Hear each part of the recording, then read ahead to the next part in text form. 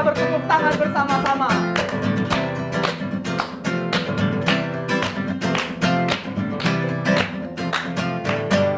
Katakan Yesus aja.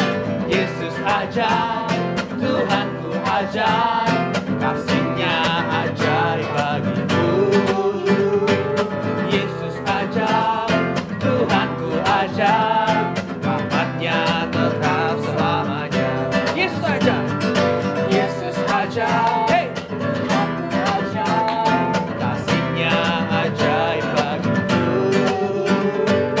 Yesus ajaib, Tuhanku ajaib, rahmat-Nya tetap selamanya. Tak berubah kasih-Nya, setiap hari bertambah indahnya. Sampai bumi berlalu dan habislah darahku, Yesusku ajaib bagiku. Sekali lagi, Yesus ajaib, Yesus ajaib, Tuhanku ajaib, kasih-Nya ajaib bagiku. Yesus ajaib, Tuhanku ajaib, rahmat-Nya tetap selamanya. Tak berubah kasih-Nya, setiap hari bertambah indahnya. Sampai bumi berlalu dan habislah ragaku, Yesusku ajaib bagiku. Tak berubah kasih-Nya, setiap hari bertambah indahnya. Sampai bumi berlalu dan habislah ragaku, Yesusku ajaib bagiku. Yesusku ajaib bagiku. Yesusku ajaib bagiku. Yes, haleluya. Yesus ajaib. Oke, sebelum kita mendengarkan firman, kita bersatu dalam doa dulu. Bapa kami yang di sorga, Tuhan Yesus, Roh Kudus, terima kasih pada hari ini Bapa. Kami masih diberikan kesempatan untuk dapat mendengarkan firman-Mu Bapa. Bapa, Engkau yang berbicara Bapa di tempat ini Bapa. Walaupun kami tidak ada di sini Bapa, kami hanya menonton dari rumah kami masing-masing Bapa, tapi kami selalu haus akan firman-Mu Bapa. Biar firman-Mu lah yang menyalakan hidup kami Bapa, biar kami dapat berkenan di hadapan-Mu Bapa. Tuhan Yesus, tuntunlah kami terus Tuhan, ke jalan-Mu Tuhan, ajarkan kami lebih lagi Tuhan. Sebentar lagi Tuhan, kami akan mendengarkan firman-Mu yang luar biasa ini Tuhan. Berbicaralah Tuhan, pakailah Kak Davin Tuhan untuk berbicara di tempat ini Tuhan. Kami mengucap syukur Tuhan, hanya di dalam nama-Mu, kemuliaan-Mu. Haleluya, amin. How I love you, Lord. I love you, Lord. With all of my heart, I love you, Lord. How I love you, Lord. I love you, Lord. Forever I love you, Lord. How I love you, Lord. How I love you, Lord. I love you, Lord. With all of my heart, I love you, Lord. How I love you, Lord. I love you, Lord. Forever I love you, Lord. Jesus, Jesus. Jesus.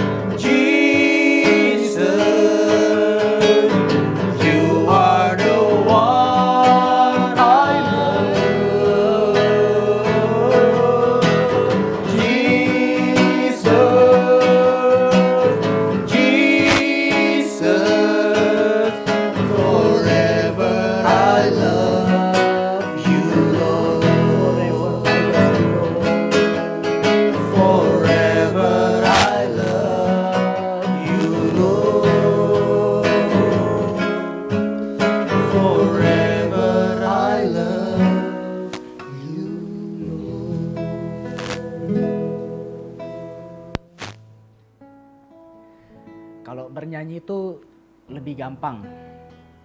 Bahkan nyanyi lagu cepat, nyanyi lagu lama di gereja itu gampang buat kita. Walaupun mungkin suara kita kurang bagus atau mungkin fales. Tapi begitu kita ke gereja, kita dapat musik yang enak, yang sesuai sama selera kita. Wah, itu sangat mudah membuat kita terbawa emosi. Dan waktu terbawa emosi kita bisa nyanyi, angkat tangan, tepuk tangan, bahkan bisa sampai meneteskan air mata. Kalau lagunya melo, kalau lirik lagunya mungkin sesuai dengan pergumulan atau permasalahan hidup kita. Tapi tahu gak sih kita bahwa sebenarnya bernyanyi itu bukanlah penyembahan. Bernyanyi itu bukanlah penyembahan. Bernyanyi memang menjadi salah satu bagian dari penyembahan. Tapi bernyanyi bukanlah inti dari penyembahan itu sendiri. Karena kalau misalnya bernyanyi menjadi inti daripada penyembahan, berarti satu hari ketika kita mati, kita masuk surga, kita hanya akan sekedar bernyanyi doang. Nyanyi memuji Tuhan lewat mulut kita, main musik. Tapi yang jadi pertanyaannya, gimana dengan orang-orang yang gak bisa nyanyi, yang suaranya fales? Gimana dengan orang-orang yang gak bisa main musik? Berarti mereka gak mungkin bisa masuk surga. Gak mungkin. Tapi kan nanti di surga suara yang fales berubah jadi yang gak fales. Sebenarnya penyembahan itu lebih daripada musik. Penyembahan itu lebih daripada bernyanyi. Bernyanyi seperti yang lagu tadi kita katakan, How I Love You Lord. Betapa aku mencintaimu Tuhan, itu gampang. Tapi yang paling susah adalah ketika kita membuktikan perkataan kita. Cinta yang sesungguhnya itu bukan hanya sekedar di mulut. Bukan. Ketika kita suka sama seseorang, sama lawan jenis, kita bilang I love you to you. Aku mencintai kamu. Aku suka pada kamu. Cinta kita diukur bukan ketika kita ngomong. Tapi ketika kita berjuang untuk mendapatkan hati lawan jenis kita. Atau mungkin kita sama papa mama kita bilang I love you mama, I love you papa. Kita bilang aku cinta kamu mama, aku cinta kamu papa.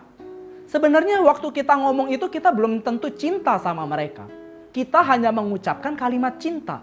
Tapi cinta kita yang sebenarnya itu dapat dibuktikan ketika kita bersikap baik, menjadi anak yang baik, anak yang sayang sama orang tua kita.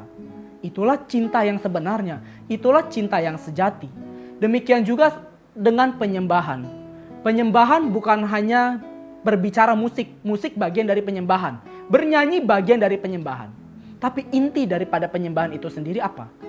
Sikap hidup yang kita miliki, apakah kita berkenan di hati Tuhan atau tidak.